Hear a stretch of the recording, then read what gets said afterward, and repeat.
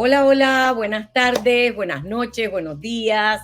Mira, donde quiera que te encuentres, un saludo de parte del Espíritu Santo, dándole gracias al Señor por tu vida, dándole gracias a Dios por este canal Vida TV que nos ayuda a llegar, a trascender el espacio, el tiempo. Qué lindo es el Señor, cómo provee estas plataformas que para muchos la usan para mal, pero la estamos usando para el mejor bien que te podamos regalar, para el mejor regalo que puedes tú recibir para tu vida, y es recibir una palabra de parte de Dios, el amor de Dios, el conocimiento de quién es Dios. Porque hay muchos que creen en Dios, pero pocos le conocen.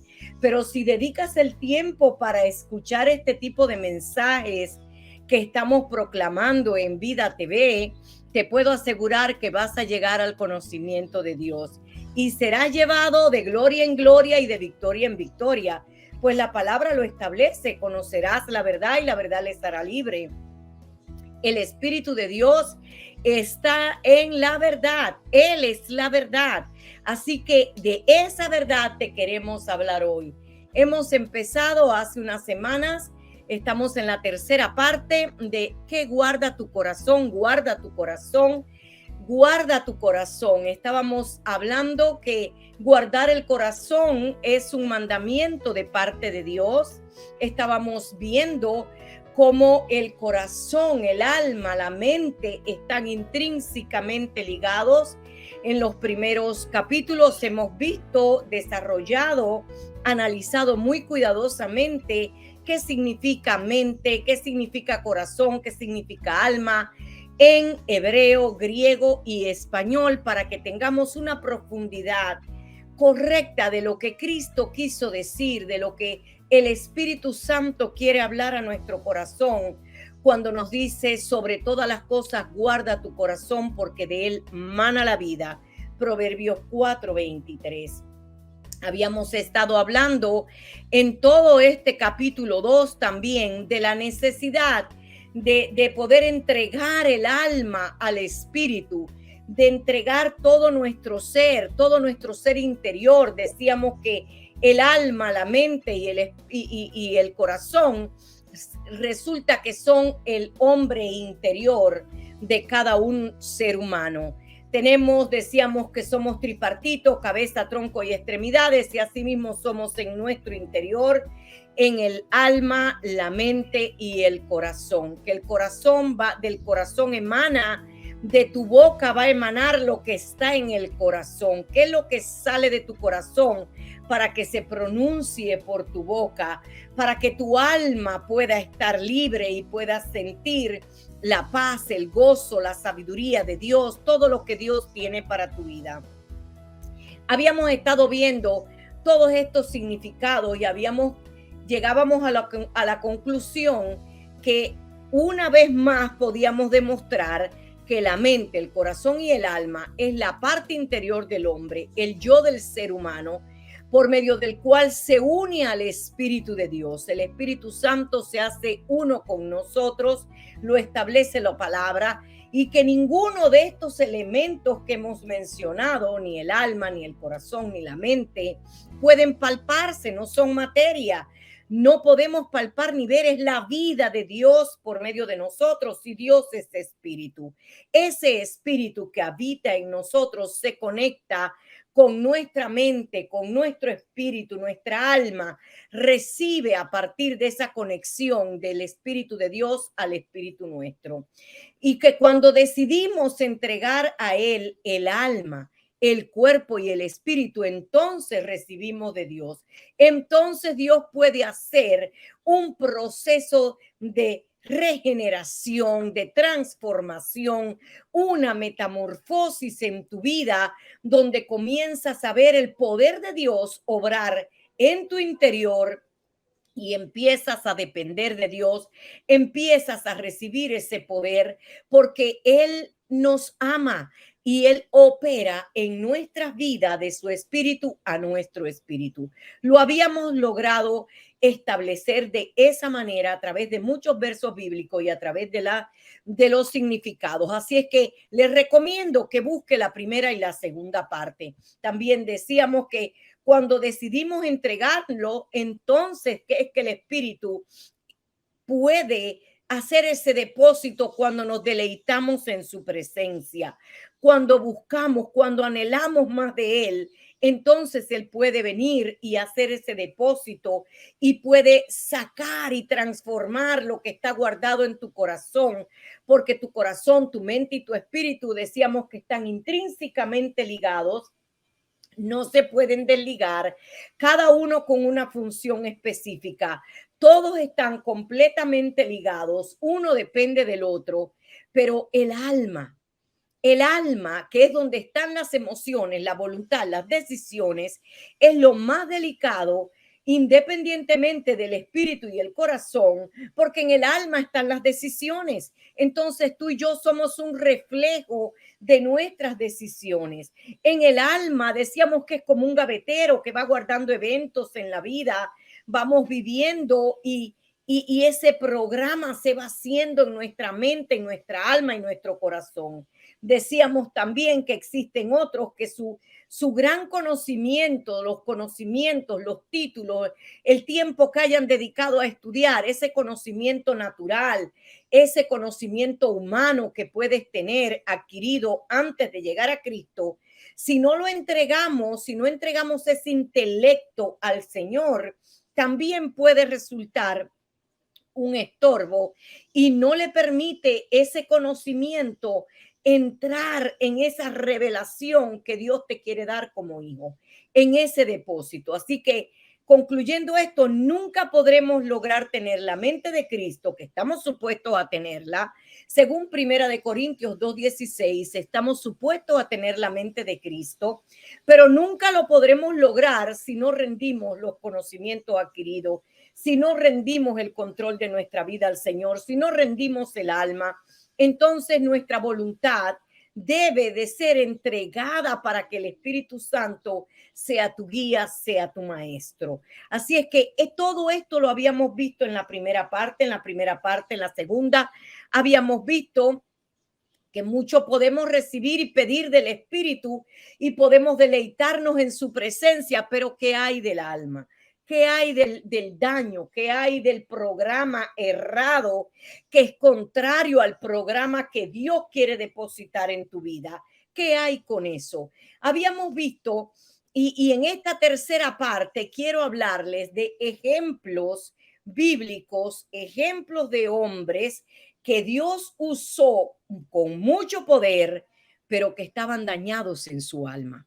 Ejemplos de hombres usados por Dios que estaban dañados en su alma y que lo podemos ver desde el principio de la creación. Cómo el alma llega a ser, cómo ese hombre interior puede ser ese estorbo que no te permite llegar más allá en la presencia de Dios, que no te permite recibir y mantenerte firme en ese propósito. Desde el principio de la creación decía, cuando analizamos la vida de Adán, la vida de Adán en el huerto del Edén, la vida de Adán en el paraíso, él conocía a Dios por el Espíritu. Dios lo formó a él del polvo de la tierra. Dice que sopló aliento de vida en él y fue un alma viviente. Mire qué interesante la vida de Adán. Fue un alma viviente. Él hasta ahí, Dios había soplado aliento de vida en él, pero aún él era puro. Su alma estaba dormida. Todavía no conocía el mal, solo el bien. Hasta que llega el pecado, desobedecen y es como, y empieza todo un proceso, sale de la presencia de Dios, Dios lo saca de su presencia, porque Dios es santo y Por eso es que le dice a Moisés, quita tu calzado, porque la tierra que vas a pisar santa es. Asimismo pasó con Adán. Adán era un hombre santo, puro, lleno de la presencia de Dios, podía conectarse con Dios en todo tiempo. Sin embargo, al pecar, el alma, las emociones, la voluntad fueron despiertas y comienza el mal a funcionar y Dios los saca de su presencia. Es como un niño. Veo a Adán como un niño. Es un niño que nace con una mente, un alma limpia, en cero. Cero, el programa está en cero. Ese niño, a medida que va creciendo de acuerdo al ambiente donde se desarrolla, aprende costumbres, hábitos, comportamientos, va programando el alma. ¿Sabía usted que hay estadísticas que dicen que los padres que han estado presos por delitos, que han ido a prisión, el 90%, del 80 al 90% de los hijos de padres que han ido a la cárcel, ellos terminan también yendo a la cárcel? Hay un programa que se ha venido conectando al alma de ese niño, costumbres, hábitos. Usted ve una familia de doctores y todos quieren estudiar porque vieron a sus padres, aprendieron costumbres, hábitos, y desarrollaron esos hábitos, ese comportamiento, esa manera de ser aplicado. Así es que entonces es como un niño que tiene ese programa, pero en el caso de Adán, hasta que entró en el pecado, ahora está dividido por el pecado, separado del espíritu. Dios se aparta de él, lo saca del paraíso porque era el lugar santo y Dios no habita en el pecado. Entonces vemos ese caso tremendo. Tenemos otros ejemplos bíblicos de hombres que tuvieron conflictos sin tratar en el alma, porque Adán no resolvió su conflicto allí. Adán tuvo que ser procesado por Dios fuera del paraíso para poder resolver y cubrir su desnudez, y sabemos toda esta historia.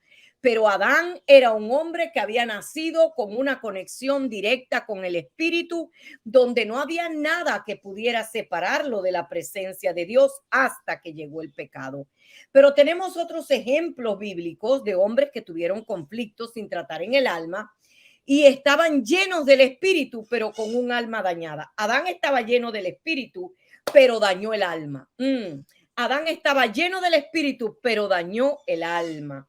Moisés, un hombre escogido por Dios, vivió en la presencia de Dios, hablaba con Dios cara a cara, logró dirigir a miles y miles de personas en el desierto bajo la guianza del Espíritu Santo, bajo el poder de Dios. Así es que Moisés era un hombre manso, tranquilo, pero Dios le muestra a Moisés toda la tierra prometida y le dice: te he prometido verla con tus ojos, mas no pasarás a ella.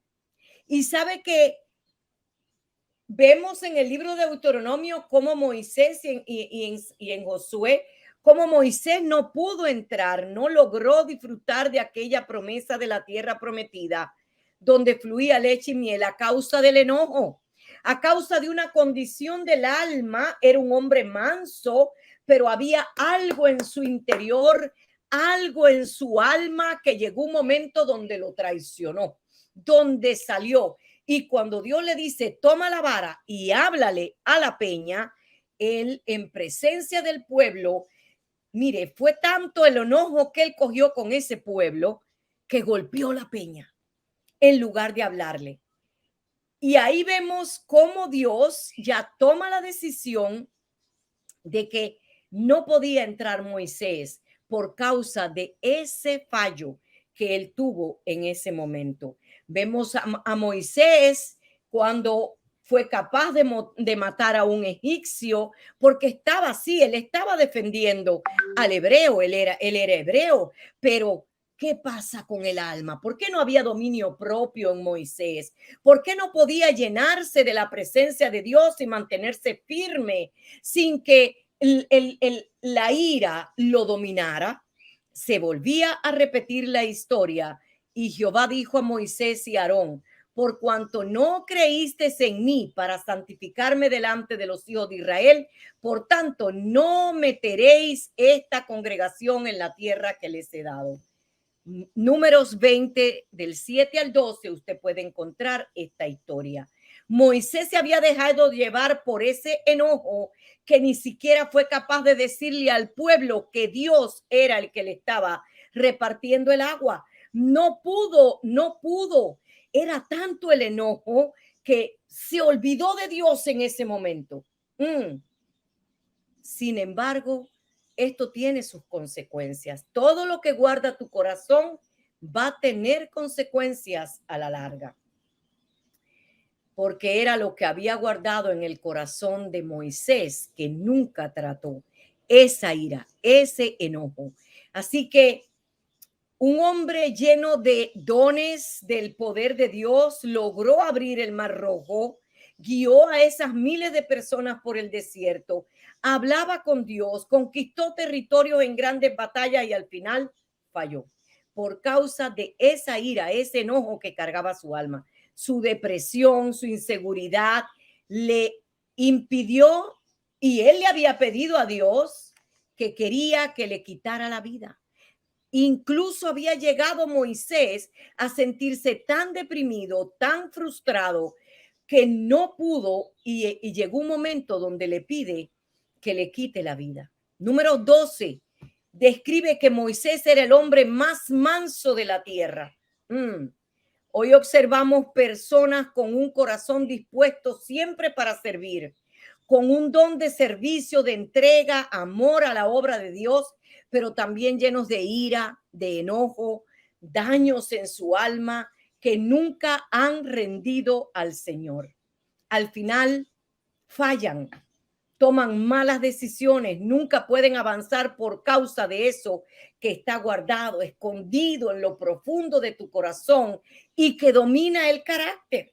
Vemos muchos hijos de Dios estancados que no pueden avanzar por causa de lo que está guardado en el corazón.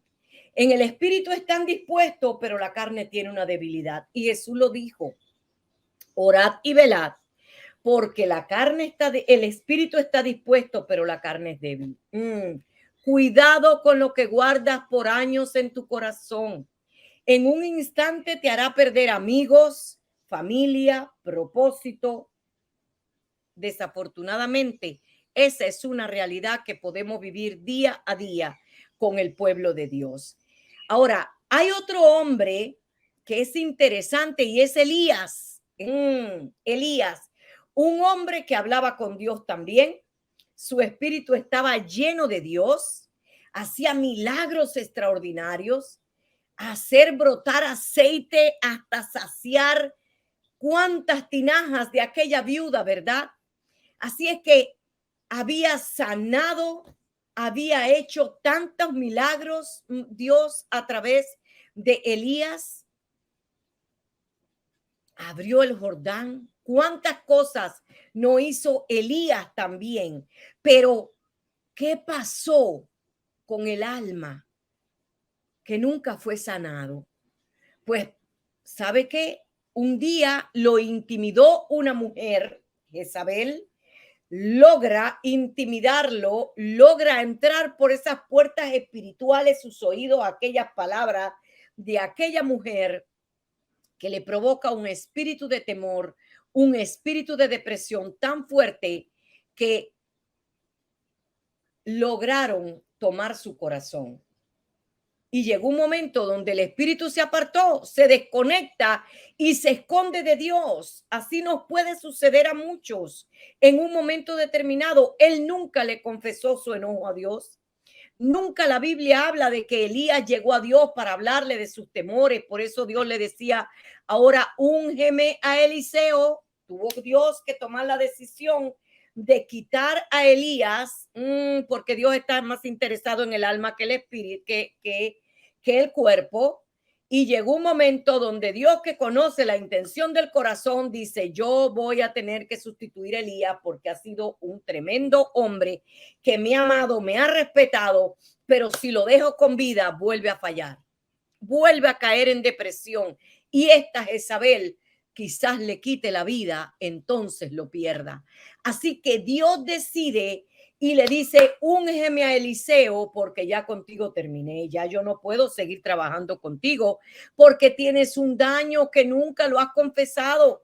Nunca pudo Elías resolver este problema y pierde no, porque vimos que fue a la presencia de Dios, bendito sea el Señor. Pero Dios está interesado más en tu alma que en tu cuerpo. Por eso no lo deja con vida en la tierra. Podía caer de nuevo en esa depresión y perder lo que habían ganado. Así es que observamos a muchos dando muchos frutos lindos, con llamados de pastor, sirven como pastores o profetas o maestros en el llamado que tenga. Dios los puede usar por un tiempo y son tremendos hombres y mujeres de Dios, pero algo anda mal en el alma, porque un día fallan o se levanta el orgullo o la altivez o caen en pecados sexuales o por dinero y vemos lamentablemente su caída. Hombres tremendos que han sido muy usados por Dios. Hay muchos que ahora no vamos a juzgar ni vamos a mencionar, pero usted y yo, si es un cristiano que ha llevado y ha estado por tiempo en el evangelio, sabe que estamos diciendo la verdad. Así que Jonás, otro hombre de Dios, un profeta que por un mandato de Dios hizo una tarea de evangelizar a un pueblo, a Nínive, que se debía de recorrer en 3 días, dice que lo hizo en 24 horas. ¡Qué tremendo! Proclamando arrepentimiento, y convenció a esa ciudad de más de 120,000 personas. Una ciudad que se recorría en 3 días, lo hizo en 24 horas, pero con un alma dañada.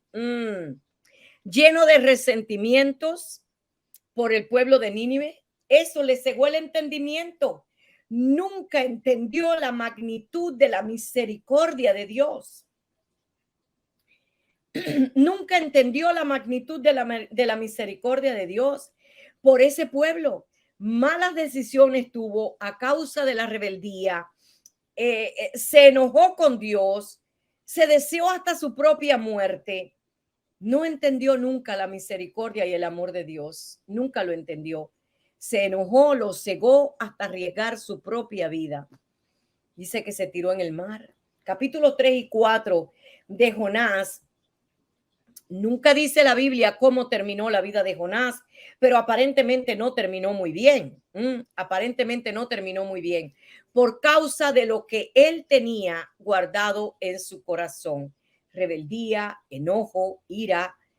Hoy día observamos hermanos llenos de resentimientos en la iglesia, hermanos míos. Lamentablemente, celos espirituales que son capaces de enredar y hacer caer a cualquiera con tal de dejar en vergüenza, hacen cualquier cosa a los que puedan estar dando buen fruto en la iglesia. El celo, la envidia.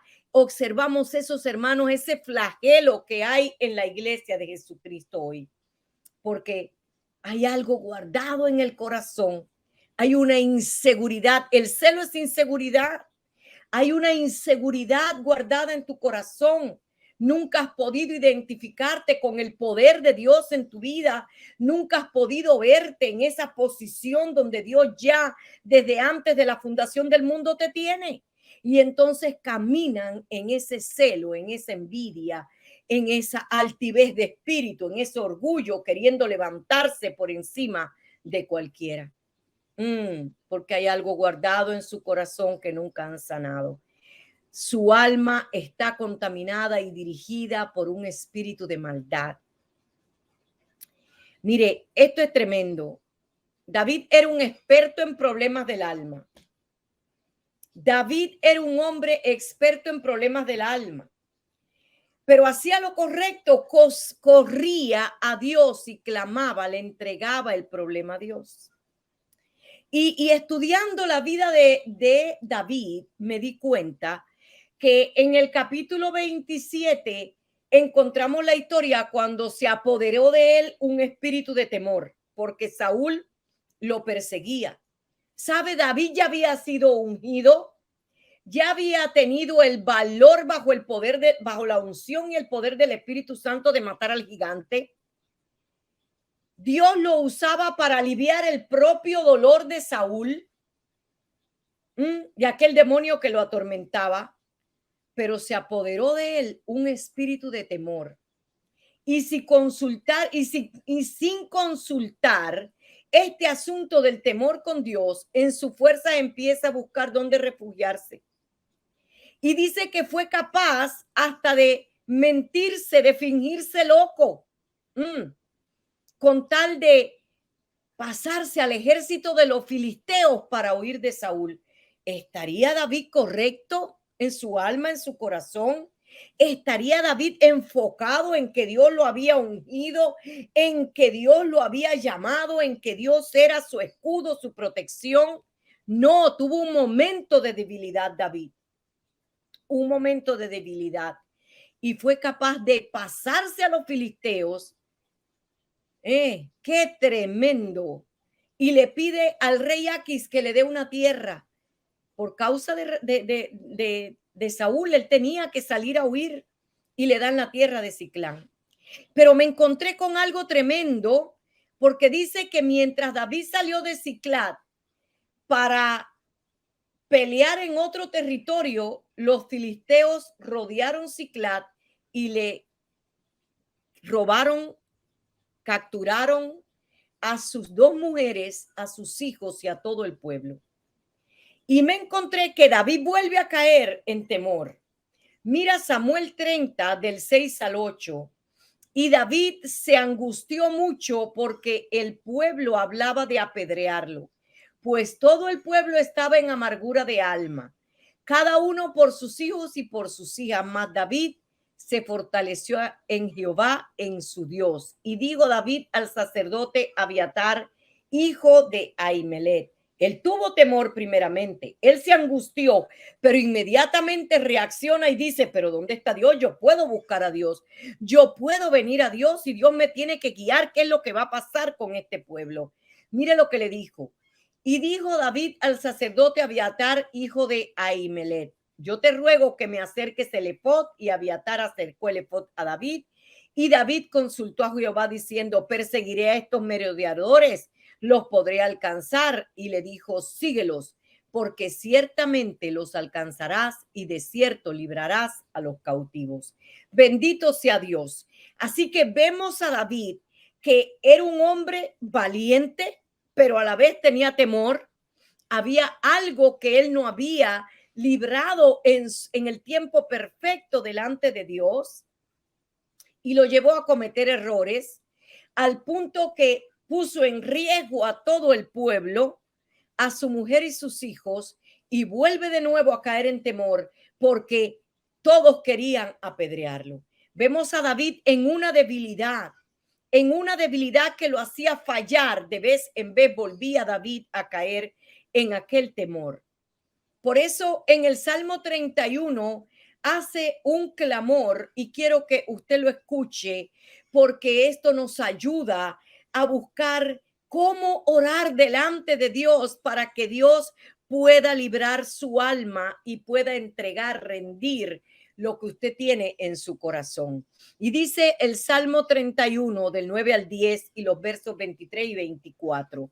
Ten misericordia de mí, oh Jehová, porque estoy en angustia. Se han consumido de tristezas mis ojos, mi alma también y mi cuerpo, porque mi vida se ha gastado de dolor y mis años de suspirar. Se agotan mis fuerzas a causa de mi iniquidad y mis huesos se han consumido. Ama a Jehová todos vosotros sus santos, a los fieles guarda Jehová y paga abundantemente al que procede con soberbia. Esforzaos, esforzaos todos vosotros los que esperan en Jehová y tome aliento su corazón. David nos está dando una enseñanza. Ven a la presencia de Dios. Háblale claro al Señor, dile al Señor, revisa mi corazón, muéstrame lo que está dañado en mi alma, lo que no me deja avanzar. Señor, necesito que tú me ayudes a salir de este hueco, necesito avanzar, necesito que se rompa este ciclo que siempre voy y vengo y voy y vengo y no veo la salida completa. Señor, ayúdame, ¿por dónde es que estoy fallando? Muchos no avanzamos por causa de callar ante la presencia de Dios y claman más por el Espíritu. Señor, dame más y quiero revelación y quiero sabiduría y quiero poder. Pero ¿qué hay de la alma? ¿Qué hay del alma? No avanzamos a causa de callar en la presencia de Dios. Ese dolor que está guardado. Necesitamos primero que nada prosperar en el alma. Prosperar en el alma, porque de lo contrario también puede producirse un conflicto que nunca perteneces a por mucho tiempo en una iglesia, porque ninguna es buena, las críticas están constantemente, o entras en rebeldía porque algo anda mal y siempre encuentran algo mal en las iglesias y es tu alma, no es la iglesia, es tu alma la que necesita que la traigas delante de la presencia de Dios, porque el alma es la que te hace caer, te hace sufrir consecuencias por causa de eso que está guardado en tu corazón, o una iniquidad que nunca has confesado, nunca has soltado por completo. Observamos las consecuencias de no entregar el alma a Dios y el no obedecer a sus mandamientos en Levítico 26 del 14 al 17 y con esto terminamos.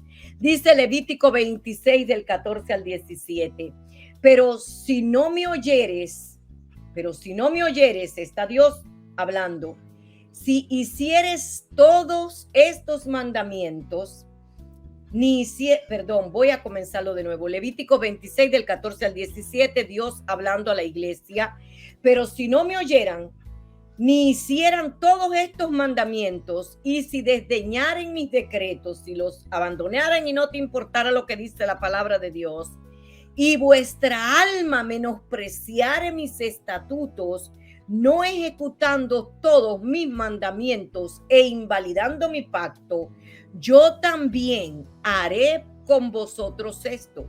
Enviaré sobre ustedes terror, extenuación y calentura que consuman los ojos y atormenten el alma, y sembrarán en vano vuestra semilla, porque sus enemigos las comerán. Pondré mi rostro contra ustedes y serán heridos delante de sus enemigos, y los que os aborrecen se enseñorearán de vosotros y huiréis sin que haya quien os persiga. Por la condición del alma, el espíritu se aparta.